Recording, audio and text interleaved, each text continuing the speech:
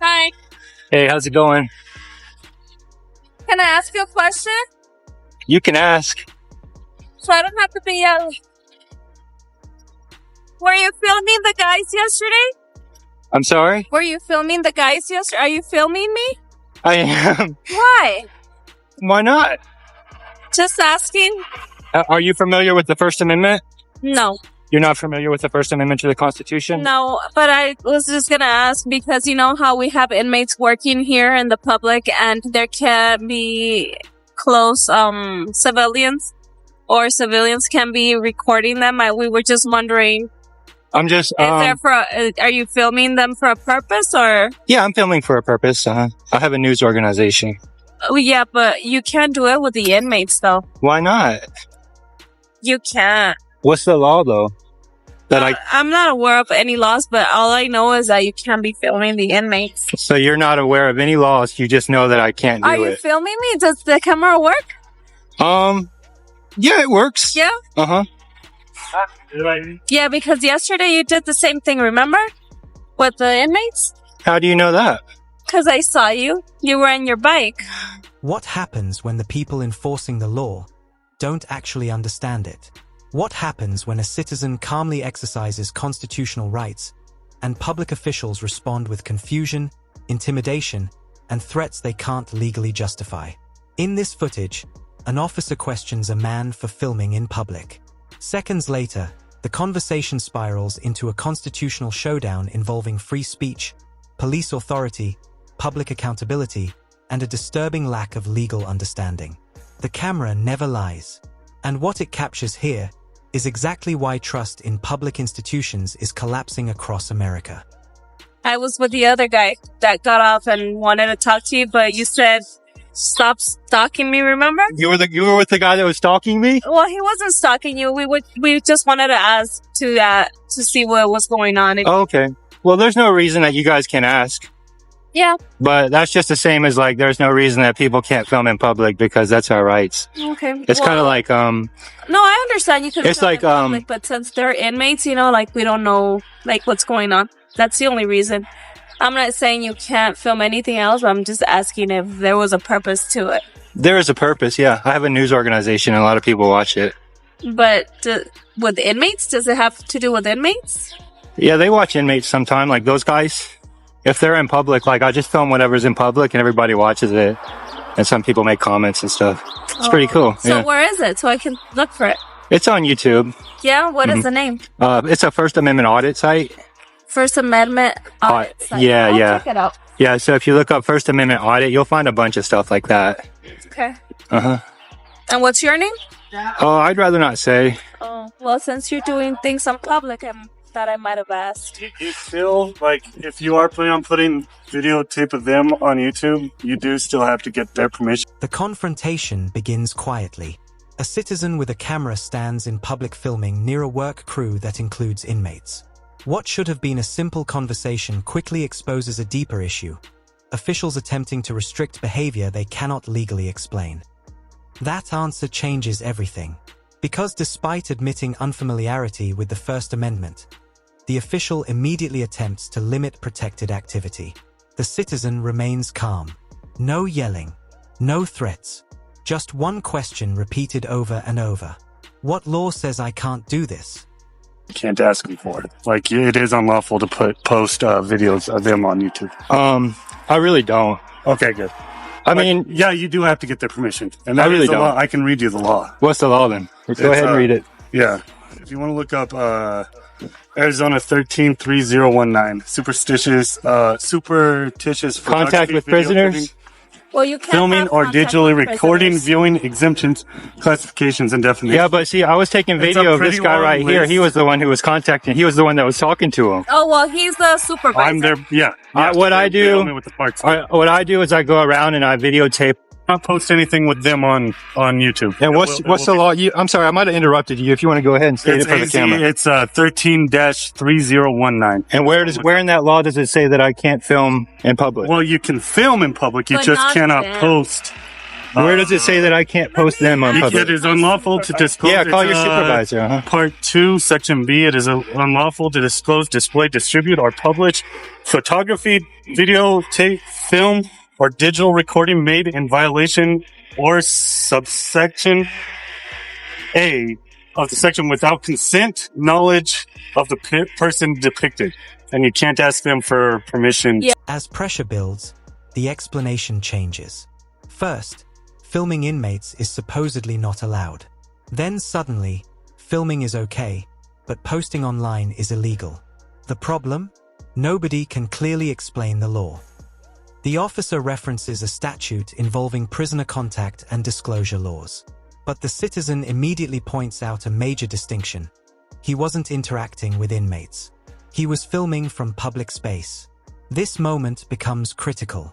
Across the country, First Amendment auditors have repeatedly challenged police and government officials over public filming rights. Courts have consistently ruled that filming public officials in public spaces is constitutionally protected activity. Any contact with Yeah, I'm not asking you to contact them. but you can't post any photos or video with them in it. Like me, whatever. But you can't with them. because with them, since they belong to the state. You mind if I ask your badge number? I'd rather not. Like, you didn't want to tell me. Yeah, but I'm not a public official. I don't work for the government. I don't have a badge and stuff. So you're actually obligated to, I think, by law. Yeah. But I can't make you, but sometimes officers do that. Okay. But I see that your name is A. Martinez, and I'm dealing with Joshua here. Yep. Okay. Yep. Well, cool. And that's just all I'm saying is like, yeah, You like can there's nothing film wrong with you anything. filming here, but you can't put that up. It will get flagged. It will get picked up. You can't have them. You can't have videotape of them, and it's for their safety as well. I mean, It's for, you yeah, just it's for can't their do it. safety. You just can't. You can't Mainly. post them online. What I am, guys, is I'm a video activist. And this is, I believe is that this is my freedom of speech right here. Oh, absolutely. Just like if somebody had a sign that they were protesting, So do you they would believe have that. in your rights if they're violating someone else's? Like, do you? I mean, because that's kind of what you're working on here. I'm an You think activist myself. You think I'm violating somebody's If you put rights? video- if you The put up inmates, video yes. of them online, yes, you are. You are violating their rights. They have no say whether you're putting that And up. what law is that? That's one I'd already read to you twice. Contact with. Whether viewers agree with the auditor's methods or not, the legal question matters. Can government officials restrict filming simply because they dislike being recorded? Courts have increasingly answered, no. The interaction then shifts toward accountability. The citizen refuses to identify himself. But when he requests badge numbers and names from officials, resistance appears almost immediately. You can't put video Because of I'm not them. contacting prisoners. No, But but you're you're videotaping them, videotaping and if you put I'm it online, videotaping then in you are- public. then you are breaking the law, dude. That's Well, that's your opinion. I don't no. think It's, so. I look over the video, read the law that I got the law here, and I'll look it up, and I'll do the research and everything. I just strongly disagree, you know? But it's funny how you're always like where they're at. You're always filming where they're at. I understand you want to film, but can you just wait till they're done cleaning and then you can film? Is your supervisor on the way? No, Oh, I thought you said you were calling your supervisor. no, they're not. They can be coming just for no reason. Just for no reason, right? That's my point. I'm just filming in public, really. That's all. Okay.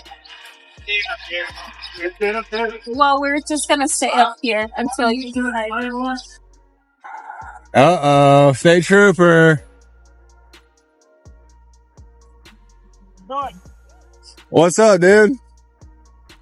Damn, you just stopped traffic like that? That's dangerous. I can go around. Go pull over and park somewhere like a normal person. Well, you're too far away. So, I'm not doing anything illegal. There's no reason to stop traffic. Disorderly. People It's are calling not. in- disorderly. People are calling in on you. It's not disorderly. You want to read the law? Actually, can I tell you some case law to look up real quick? Because the law does this is And that contrast becomes impossible to ignore. Citizens are often expected to identify themselves instantly. Yet public officials, whose salaries are funded by taxpayers, sometimes resist basic transparency. Critics argue this imbalance damages public trust. Supporters of law enforcement say officers face difficult and dangerous situations daily. But moments like this continue fueling debate nationwide over police accountability and constitutional literacy. Then the situation escalates. A state trooper suddenly stops traffic to confront the cameraman. The accusation? Disorderly conduct. I I look, saw this. it's not. You want to So, pull it up and read it? Cohen versus Fort Smith, or not Cohen, Fort Smith versus Ferrari was 2019. Okay. That is an 8th Circuit case law just 5 years ago here in Arkansas. Okay. And then if you want to go back to Cohen versus California, where the guy was holding a sign that said "fuck the draft," that's a Supreme Court case law. Can I ask you a huge And the favor? Supreme Can Court, I ask you a huge favor? Sure. If you had a 5-year-old rolling down the road, I would explain to him what a swear word is and when not to say it.